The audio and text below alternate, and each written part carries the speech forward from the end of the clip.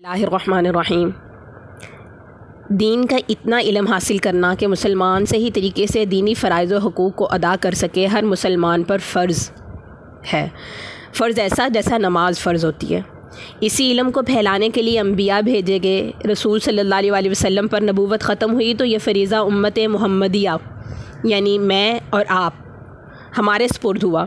हुज़ूर सल्लल्लाहु अलैहि वसल्लम ने अपनी आखिरी खुतबा में हुक्म फरमाया, बल्लिगू अन्नी वलौ आया।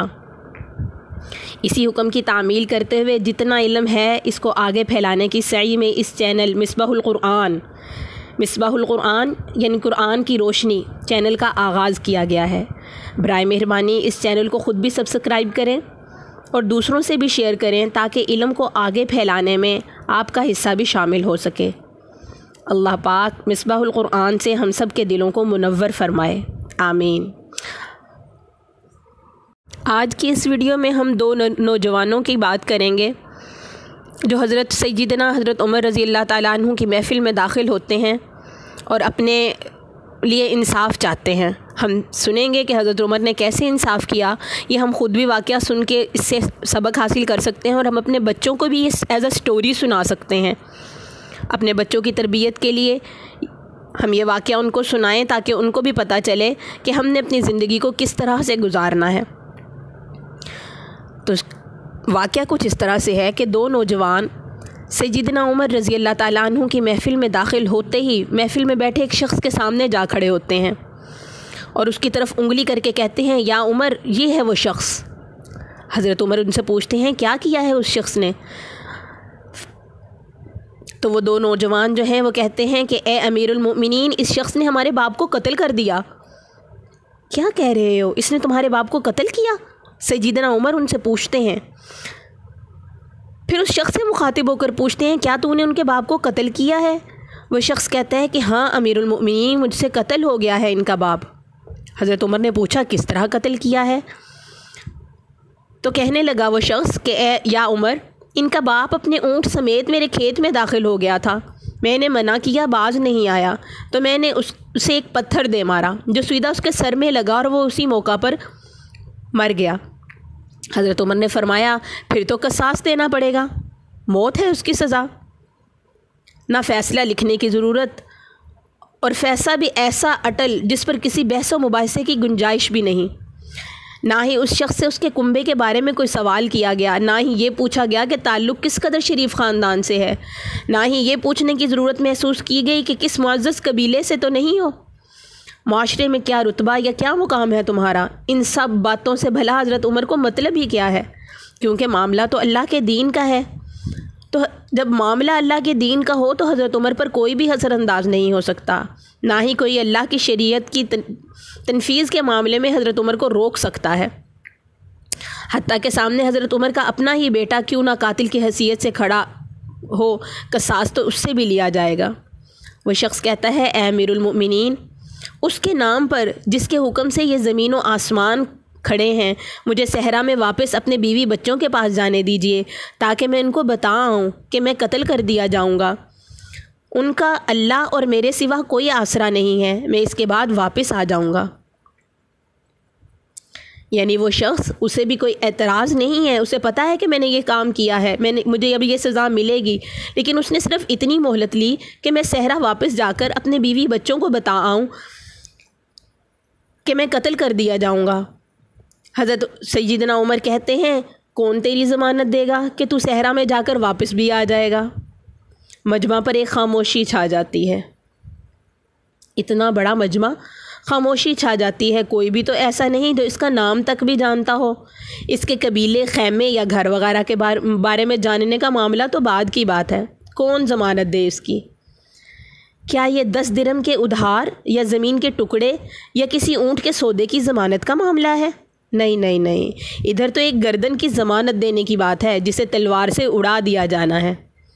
और कोई ऐसा भी तो नहीं जो अल्लाह की शरीयत की तनफीज़ के मामले में हज़रत उमर से एतराज़ करे या फिर उस शख्स की सिफारिश के लिए ही खड़ा हो जाए, और कोई हो भी नहीं सकता जो सिफारिशी बनने का सोच सके।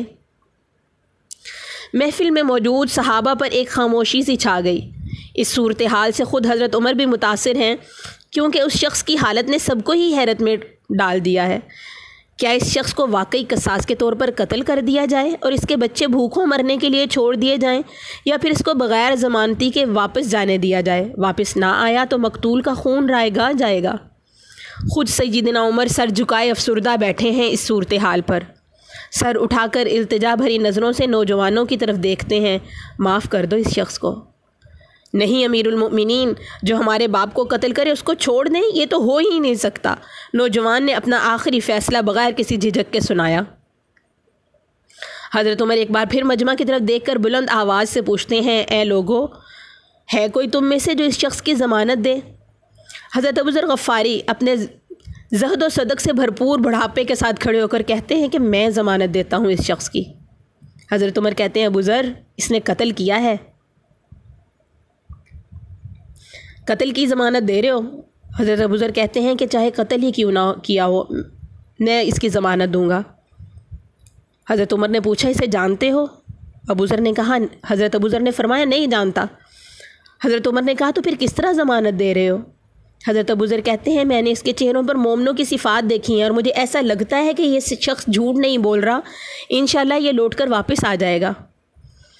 حضرت عمر کہتے ہیں، ابوذر دیکھ لو، اگر یہ 3 دن تک لوٹ کر نہ آیا تو مجھے تمہاری جدائی کا صدمہ دیکھنا پڑے گا۔ حضرت ابوذر اپنے فیصلے پر ڈٹے ہوئے جواب دیتے ہیں کہ پھر اللہ مالک ہے۔ سیدنا عمر سے 3 دن کی مہلت پا کر وہ شخص رخصت ہو جاتا ہے کچھ ضروری تیاریوں کے لیے، بیوی بچوں کو الوداع کہنے، اپنے بعد ان کے لیے کوئی راہ دیکھنے اور اس کے قصاص کی ادائیگی کے لیے قتل کیے جانے کی غرض سے لوٹ کر واپس آنے کے لیے۔ اور پھر 3 راتوں کے بعد حضرت عمر بھلا کیسے اس کام کو بھلا پاتے؟ انہوں نے تو ایک ایک لمحہ گن کر کاٹا تھا۔ عصر کے وقت شہر میں الصلاۃ جامعہ کی منادی پھر جاتی ہے۔ نوجوان اپنے باپ کا قصاص لینے کے لیے بے چین اور لوگوں کا مجمع اللہ کی شریعت کی تنفیذ دیکھنے کے لیے جمع ہو چکا۔ حضرت ابوذر بھی تشریف لاتے ہیں اور آ کر حضرت عمر کے سامنے بیٹھ جاتے ہیں۔ کدھر ہے وہ آدمی؟ حضرت عمر سوال کرتے ہیں۔ حضرت ابوذر مختصر جواب دیتے ہیں کہ مجھے نہیں پتہ یا امیر المؤمنین۔ ابوذر آسمان کی طرف دیکھتے ہیں جدھر سورج ڈوبنے کی جلدی میں آج معمول سے زیادہ تیزی دکھا رہا ہے۔ محفل میں ہو کا عالم ہے، اللہ کے سوا کوئی نہیں جانتا کہ آج کیا ہونے والا ہے۔ یہ سچ ہے کہ ابوذر حضرت عمر کے دل میں بستے ہیں۔ عمر سے ان کے جسم کا ٹکڑا مانگے تو عمر دیر نہ کریں، کاٹ کر ابوذر رضی اللہ تعالیٰ عنہ کے حوالے کر دیں۔ لیکن ادھر معاملہ شریعت کا ہے، اللہ کے احکامات کی بجاوری کا ہے، کوئی کھیل تماشا نہیں ہونے جا رہا، نہ ہی کسی کی حیثیت یا صلاحیت کی پیمائش ہو رہی ہے، حالات و واقعات کے مطابق نہیں، نہ ہی زمان و مکان کو بیچ میں لایا جاتا ہے۔ قاتل نہیں آتا تو ضمانت دینے والے کی گردن جاتی نظر آ رہی ہے۔ مغرب سے چند لمحے پہلے وہ شخص آ جاتا ہے۔ بے ساختہ حضرت عمر کے منہ سے اللہ اکبر کی صدا نکلتی ہے، ساتھ ہی مجمع بھی اللہ اکبر کا ایک بھرپور نعرہ لگاتا ہے۔ حضرت عمر اس شخص سے مخاطب ہو کے کہتے ہیں کہ اے شخص، اگر تو لوٹ کر نہ بھی آتا تو ہم نے تیرا کیا کر لینا تھا؟ نہ ہی تیرا کوئی گھر جانتا تھا اور نہ ہی کوئی تیرا پتہ جانتا تھا۔ امیر المؤمنین، وہ شخص کہتا ہے، امیر المؤمنین، اللہ کی قسم، بات آپ کی نہیں ہے، بات اس ذات کی ہے جو سب ظاہر و پوشیدہ کے بارے میں جانتا ہے۔ دیکھ لیجئے، میں آ گیا ہوں اپنے بچوں کو پرندوں کے چوزوں کی طرح صحرا میں تنہا چھوڑ کر، جدھر نہ درخت کا سایہ ہے اور نہ ہی پانی کا نام و نشان۔ میں قتل کر دیے جانے کے لیے حاضر ہوں۔ مجھے بس یہ ڈر تھا کہ کوئی یہ نہ کہہ دے کہ اب لوگوں میں سے وعدہ کا وفا کرنا ہی اٹھ گیا ہے۔ سیدنا عمر نے حضرت ابوذر کی طرف رخ کر کے پوچھا کہ تو نے کس بنا پر ضمانت دے دی تھی؟ حضرت ابوذر کہتے ہیں کہ اے عمر، مجھے اس بات کا ڈر تھا کہ کوئی یہ نہ کہہ دے کہ اب لوگوں میں سے خیر ہی اٹھا لی گئی۔ سیدنا عمر ایک لمحے کے لیے توقف کرتے ہیں اور پھر ان دونوں نوجوانوں سے پوچھتے ہیں کہ اب کیا کہتے ہو؟ نوجوان روتے ہوئے جواب دیتے ہیں کہ اے امیر المؤمنین، ہم اس شخص کی صداقت کی وجہ سے اسے معاف کرتے ہیں۔ ہمیں اس بات کا ڈر ہے کہ کوئی یہ نہ کہہ دے کہ اب لوگوں میں سے عفو و درگزر ہی اٹھا لیا گیا۔ اللہ! سیدنا عمر اللہ اکبر پکار اٹھتے ہیں، آنسو ان کی داڑھی کو تر کرتے ہوئے نیچے گر رہے تھے۔ اے نوجوانوں، تمہارے عفو و درگزر پر اللہ تمہیں جزائے خیر دے۔